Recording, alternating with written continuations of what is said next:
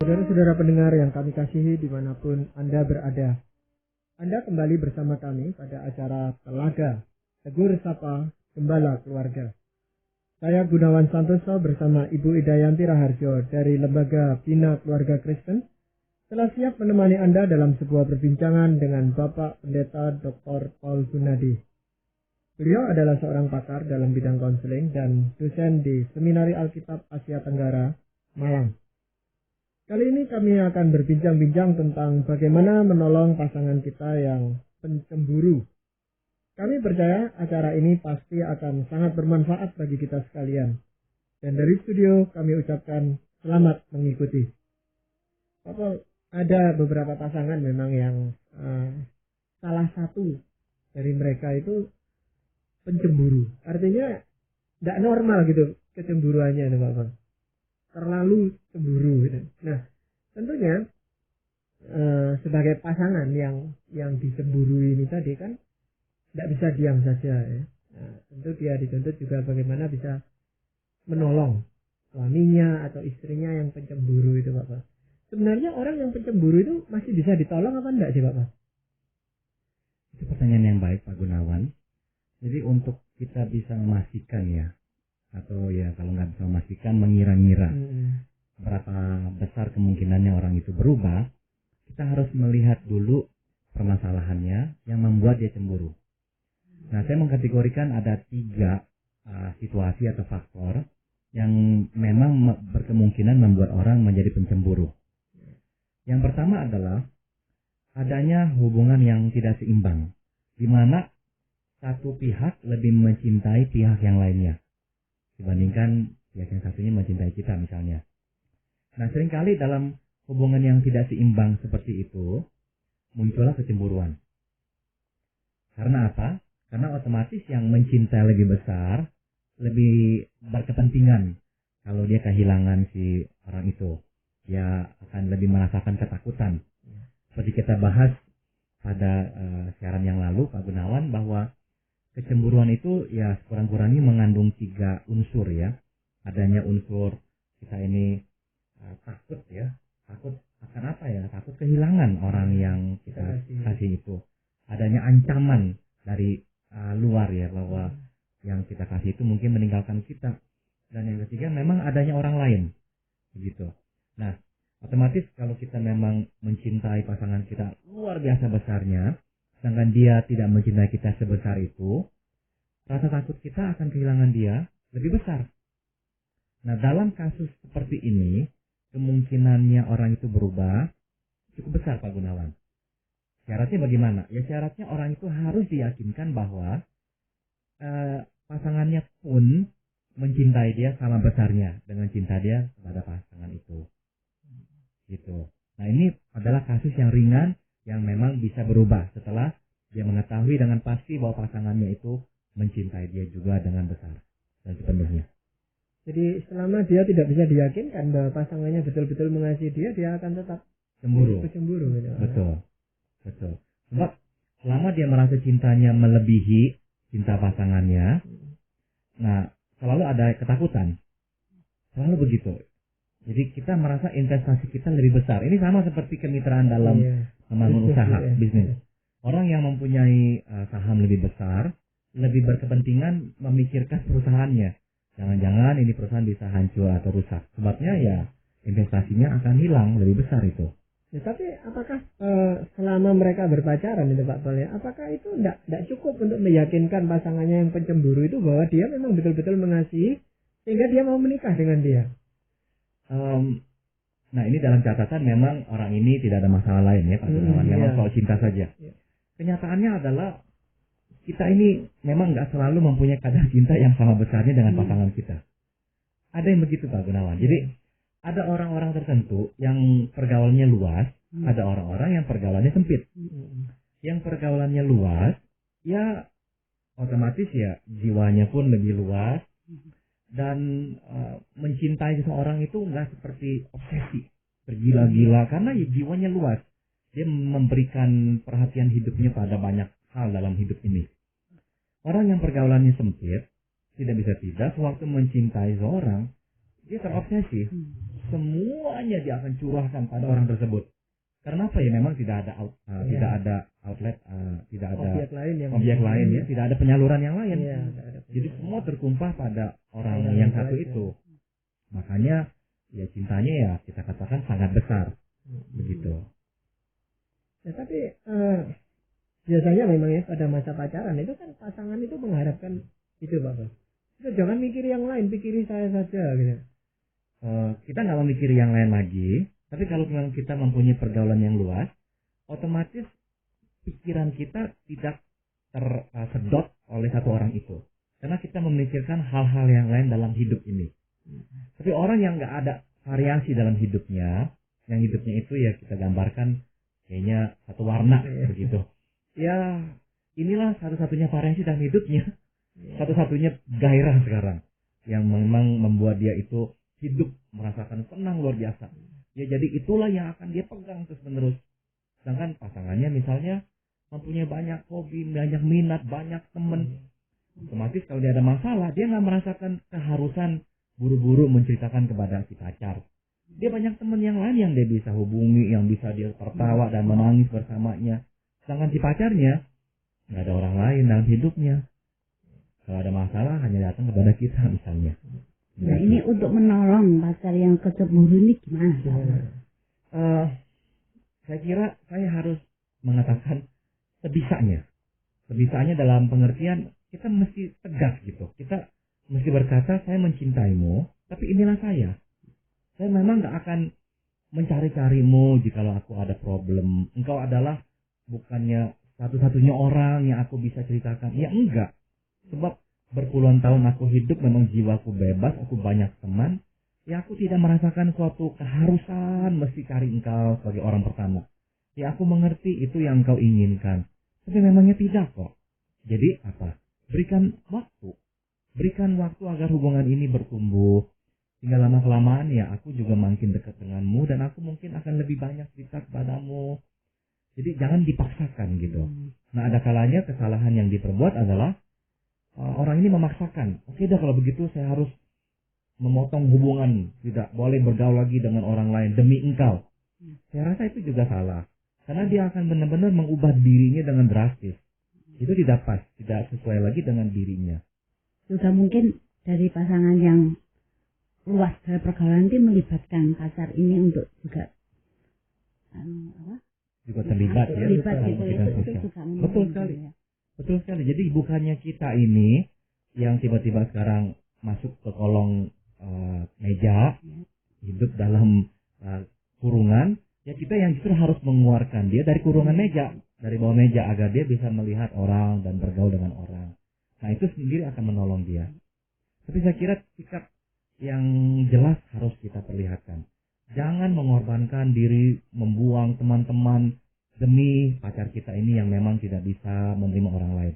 Kita harus tegas berkata, ya saya tetap akan ke gereja. Saya tetap akan aktif dalam persekutuan pemuda. Saya tetap akan terlibat dalam pelayanan sekolah minggu. Jadi kita jangan mengkompromikan hal-hal yang memang penting dan adalah jiwa kita itu. Nah, biarkan dia melihat realitasnya. Bahwa meskipun kita terlibat dalam kegiatan, kita enggak memberikan cinta kita kepada orang lain. Kita tetap mendahulukan dia. Kita coba untuk mengajak dia sama-sama bergaul. Nah, kita lakukan itu semuanya tanpa kompromi. Begitu. Ya, nah, jadi pada masa-masa pacaran itu penting saya rasa melihat pasangan kita itu sejauh mana dia itu memiliki kecemburuannya itu Pak boleh.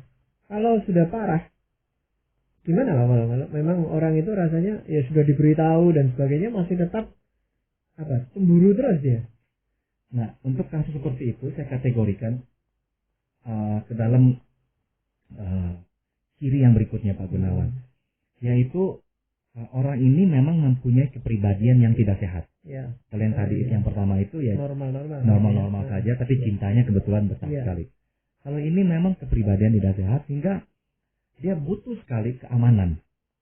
Ya mungkin latar belakangnya dia melihat ayahnya mengkhianati mama atau dan sebagainya.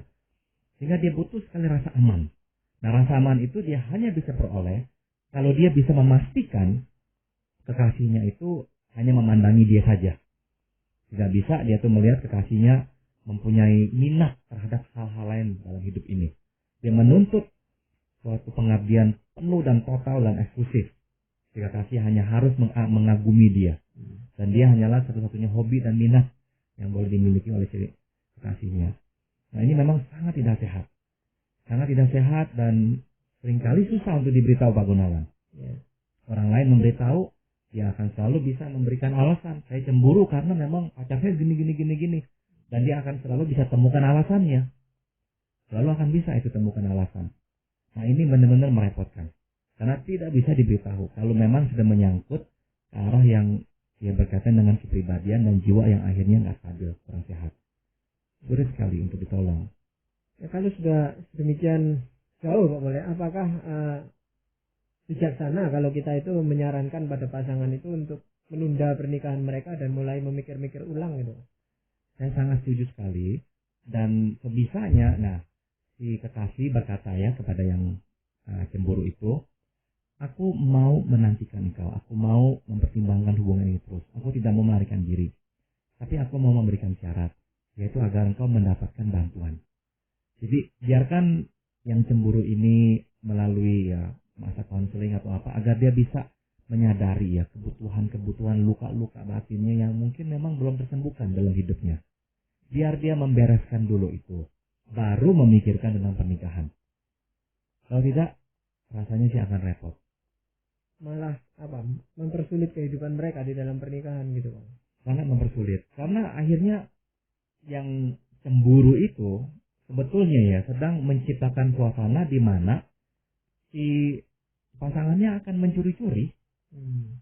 Sebab orang hanya bisa hidup dalam keterikatan untuk suatu jangka waktu tertentu. Setelah melewati jangka waktu itu, dia akan gak tahan. Dia akan mau pergi dengan temannya. Nah, mungkin sekali awal-awalnya dia hanya akan pergi dengan sesama jenisnya. Karena apa? Dia ingin menikmati hidup pula gitu. Sebab dalam rumah tangga dia seperti dikurung. Mula-mula pergi dengan kawan sejenis. Tapi lama-kelamaan kawan-kawannya yang mungkin yang tidak sejenis juga akan ikut. Nah, mulailah dia menikmati yang dia memang rindukan. Tapi karena dia sudah kehausan, terikat luar biasa selama bertahun-tahun, waktu mendapatkan kesempatan bergaul dengan lawan jenis, tidak bisa menjaga batas. Malahan menubruk, malahan akhirnya terlibat dalam perselingkuhan. Begitu. Jadi sangat tidak sehat. Sangat tidak sehat. Karena sebetulnya hanyalah menciptakan kondisi di mana pasangannya itu akan mencuri-curi kesempatan untuk bergaul dengan orang lain. Dan itu akan membakar api cemburu lagi, sebab si yang cemburu akan berkata, nah apakah yang kukatakan, engkau berbohong, engkau tak bisa dipercaya, makin cemburu. Ya makin cemburu, di pihak yang sana makin curi-curi. Ya. Jadi suatu lingkaran setan yang makin lama makin parah ya. Tapi kalau waktu pacaran ya Pak Boy, memang salah satu partnernya yang mulai misalnya melirik orang lain atau kadang-kadang janjinya mulai nggak tepat dan diketahui, kadang-kadang memang pergi dengan orang lain, itu apakah tidak sepantasnya kita jadi pencemburu? Sangat sepantasnya.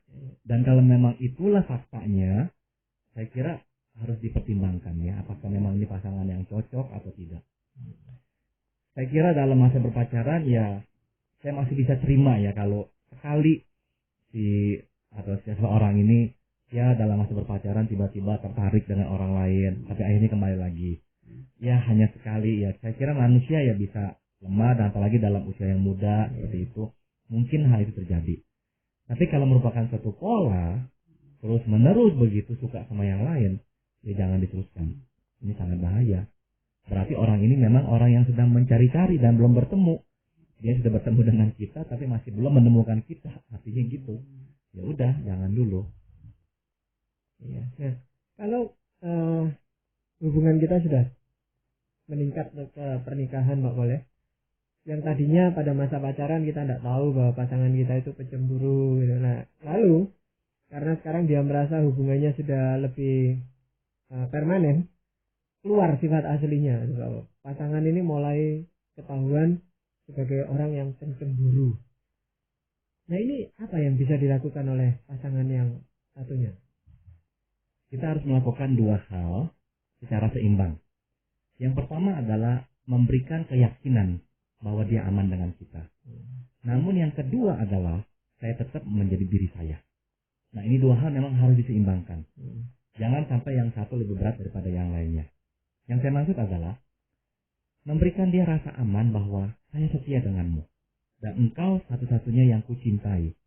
Dan aku tidak akan meninggalkan engkau. Nah, itu perlu kita komunikasikan kepadanya. Kita perlu mengatakannya setiap hari. Aku mencintaimu. Kita perlu memperlakukan dia dengan spesial. Kita nggak memperlakukan orang lain spesial. Kita nggak memberikan bunga kepada yang lain. Kita hanya berikan kepada dia. Kita hanya mencium dia. Kita tidak lagi memegang-megang orang atau mencium orang lain, apalagi seperti itu. Jadi benar-benar kita perlakukan dia spesial. Kita pergi, kita tahu dia di rumah, mungkin agak khawatir karena kita agak telat. Kita telepon dia, hubungi dia. Jadi dengan kata lain kita nggak memberikan dia kesempatan atau alasan untuk khawatirkan atau mencemburu kita. Berikan dia keyakinan seperti itu. Namun di pihak yang lain, kita juga harus tetap menjadi diri kita. Nah, yang saya maksud dengan diri kita adalah kalau memang kita dalam bergaul, kita bercanda, kita ketawa, kita ikut terlibat dalam kegiatan di gereja dengan teman-teman dan sebagainya, itu tetap kita lakukan. Meskipun dia marah, kita pulang ke rumah dia marah, tetap kita lakukan itu. Kita nggak mundur. Saya mau menjadi majelis, saya tetap mau menjadi majelis. Namun di pihak yang lain, tetap kita lakukan yang pertama tadi. Meyakinkan dia bahwa kita mengasihi. Betul.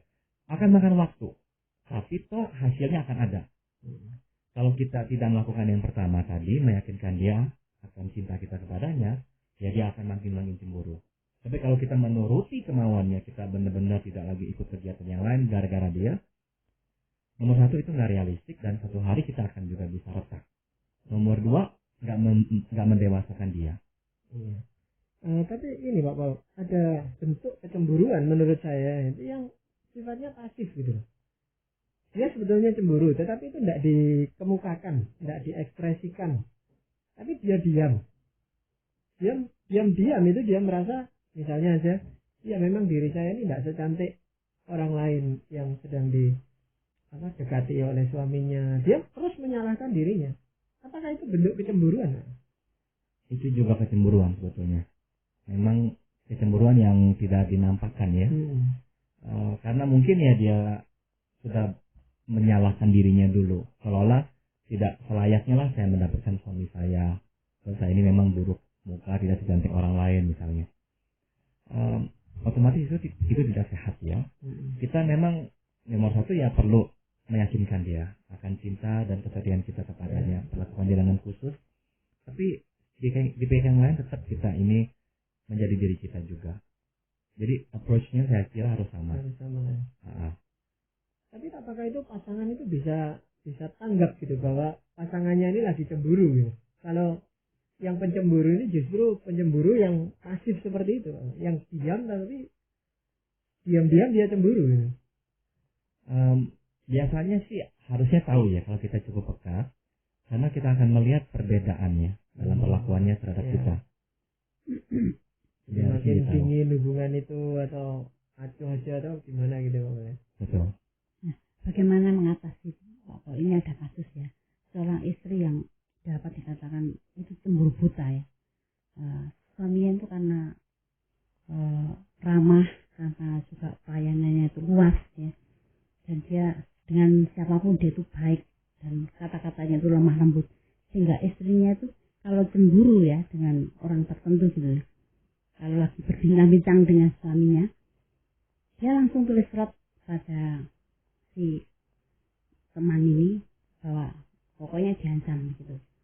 Kalau misalnya dalam pertemuan tuh memuji-muji layanannya suaminya, karena itu langsung ditulis surat, mengapa kamu menyebut nama suami saya dan kamu puji-puji, sampai dihitung aku menyebut nama suaminya itu, dihitung berapa kali kamu menyebut nama suami saya.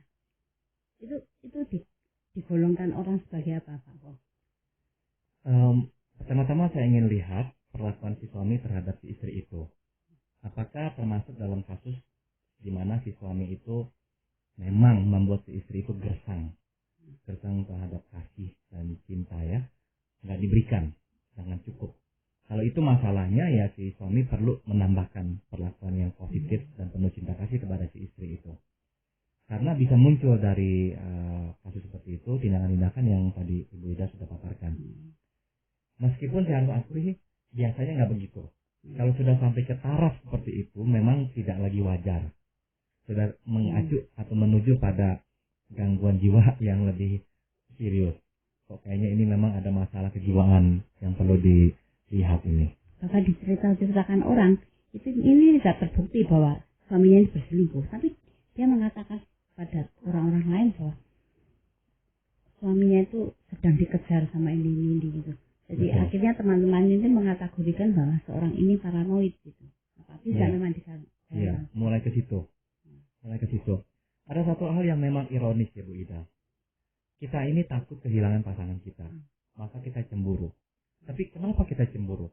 Cemburu sebetulnya ya merupakan dua respon.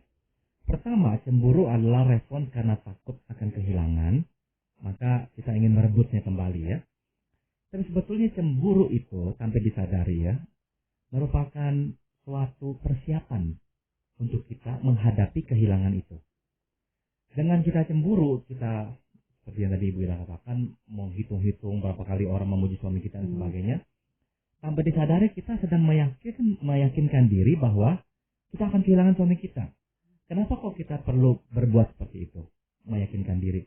Tujuannya adalah sewaktu kalau itu terjadi, kita tidak terlalu terluka. Nah makanya dalam kasus di mana orang itu cemburunya seperti itu, kemungkinannya ini adalah kasus kepribadian yang tidak sehat tadi yang seperti kita sudah singgung. Yaitu memang ada latar belakang tertentu dalam hidupnya yang membuat dia merasa begitu takut untuk ditinggalkan. Kemungkinan memang ada kasus-kasus dalam hidupnya dulu di mana orang yang dia kasihi meninggalkannya. Karena begitu takutnya dia harus menciptakan suatu persiapan. Persiapannya apa? Ya dengan mencemburui pasangannya. Seolah-olah meyakinkan diri bahwa dia pun akan kehilangan. Supaya apa? Ya supaya waktu benar-benar dia kehilangan pasangannya, hatinya tidak terlalu terluka. Dan orang ini pasti selalu was-was dan tersiksa gitu ya Pak. Oh, sangat. Hidupnya sebetulnya sangat menderita. Karena dia tidak pernah bisa hidup damai, tentram, menikmati hidup ini. Nggak bisa dia. Dia selalu was-was. Jadi was-was jangan sampai saya kecolongan gitu. Itu intinya. Jangan sampai saya percaya, terlelap, terlena. Tiba-tiba engkau mengkhianati saya. Waduh, saya akan benar-benar rusak dah. Saya bisa benar-benar luka parah. Jadi supaya saya nggak luka parah, saya nggak boleh terlena. Saya terus harus mencurigai kamu. Sebetulnya itulah mekanisme yang sedang terjadi, yang sedang dilakukannya.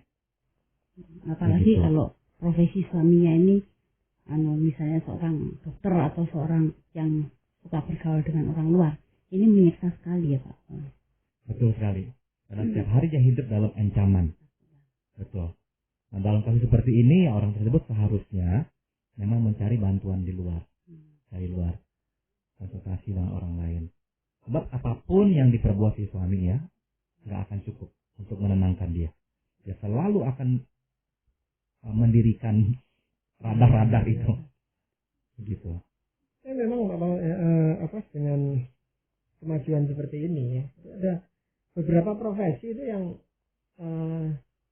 menuntut cinta itu hubungannya banyak hubungan dengan sesama gitu ya, mungkin berlainan jenis dan sebagainya gitu, dan itu bisa membuat pasangan cemburu gitu Pak. Ya, tetapi itu kan tidak terhindarkan ya. Jadi memang ya intinya itu ya, yaitu kepribadian yang sehat. Saya lihat itu penting sekali. Sebab dalam kepribadian yang sehat kita bisa hidup sendiri. Cemburu yang besar biasanya ya dalam kepribadian yang tidak sehat didasari atas ketakutan saya tidak bisa hidup sendiri. Itu intinya sebetulnya. Nah makanya saya selalu menekankan orang yang mau menikah harus sehat dulu. Harus sudah bisa hidup sendiri dulu, baru hidup berdua. Cilaka ada benar-benar orang yang tidak pernah bisa hidup sendiri, terus buru-buru hidup berdua. Karena hidupnya itu sebetulnya hanyalah menjadi hidup yang bergantung pada pasangannya. Jadi seperti lintah begitu. Ya lintah tidak akan rela melepaskan tubuh kita karena itulah sumber makanannya, darah kita. Jadi orang yang mau menikah harus bisa hidup sendiri dulu. Jadi ungkapan sepasang pemuda-pemudi yang bercinta lalu berkata, aku tidak bisa hidup tanpa kamu, itu tidak sepenuhnya betul ya. Betul. Itu justru sangat keliru. Aku bisa hidup sendiri tanpa kamu, tapi ya saya senang ada kamu. Begitu. Iya. Apakah ada nasihat firman Tuhan, Pak Paul? Bagaimana yang bisa menolong kita agar kita itu bisa membantu orang lain yang pencemburu gitu misalnya? Di 1 Korintus 13, firman Tuhan berkata ya, di ayat yang keempat, kasih itu sabar, kasih itu murah hati, ia tidak cemburu. Jadi memang kasih yang Tuhan kehendaki dalam hidup kita, kasih yang tidak cemburu. Dalam pengertian kasih yang bisa berserah dan bisa membebaskan orang untuk menjadi dirinya. Namun di pihak lain saya perlu tambahkan, ya karena kasih Tuhan dimaksudkan untuk supaya jangan kita cemburu, itu betul. Namun janganlah kita mencari gara-gara supaya orang cemburu pada kita, itu juga jangan. Jadi ciptakanlah situasi dalam hubungan nikah kita, di mana pasangan kita tidak akan menemukan alasan untuk cemburu kepada kita. Kalau kita tidak mau dicemburui, jangan menciptakan suasana di mana dia akhirnya jadi memikirkan kita ini ada orang lain. Gitu. Jadi kita perlu meyakinkan pasangan itu bahwa kita sungguh-sungguh mencintai dia dan mengharapkan hubungan yang sehat di dalam kehidupan suami istri itu, Pak. Betul. Belum lama ini saya bicara dengan Dr. Robert Coleman, dia seorang dosen teologi dari sebuah sekolah di Amerika Serikat, dan kebetulan beliau adalah teman dekat dari pendeta Billy Graham. Dan dia bercerita kepada saya bahwa dalam pelayanan pendeta Billy Graham di organisasinya, mereka mempunyai standar moral yang begitu keras, sehingga mereka sudah menetapkan peraturan kalau salah satu staf mereka, hamba Tuhan mereka itu ditemukan berada dalam satu kamar di hotel dengan wanita lain, langsung diberhentikan. Kenapa begitu ya? Karena mau mencegah terjadinya hal-hal yang buruk. Dan sekaligus memberikan teladan, saya rasa, Pak. Betul. Jadi jangan memberikan kesempatan kepada pasangan kita untuk cemburu kepada kita. Biarkan dia itu terus percaya kepada kita dengan tingkah laku kita yang benar. Ya, kadang-kadang memang kita itu lupa kalau kita itu sudah menikah, sehingga dalam pergaulan dan sebagainya guyonannya agak kebacut gitu. itu bisa membuat pasangan kita cemburu juga, ya. Bisa, betul. Jadi ya kita harus bersama-sama mempunyai tekad untuk membangun hubungan suami istri yang sehat. Betul, betul. Terima kasih. Jadi demikianlah tadi para pendengar yang kami kasihi, kami telah mempersembahkan ke hadapan Anda sebuah perbincangan tentang bagaimana menolong pasangan kita yang pencemburu bersama Bapak Pendeta Dr. Paul Gunadi dalam acara Telaga Tegur Sapa Gembala Keluarga. Kalau Anda berminat untuk melanjutkan acara Tegur Sapa ini, kami persilakan Anda menghubungi kami lewat surat. Alamatkan surat Anda ke Lembaga Bina Keluarga Kristen atau LBKK, Jalan Cimanuk 58, Malang. Saran-saran, pertanyaan, serta tanggapan Anda sangat kami nantikan. Dan dari studio, kami mengucapkan sampai jumpa pada acara Telaga yang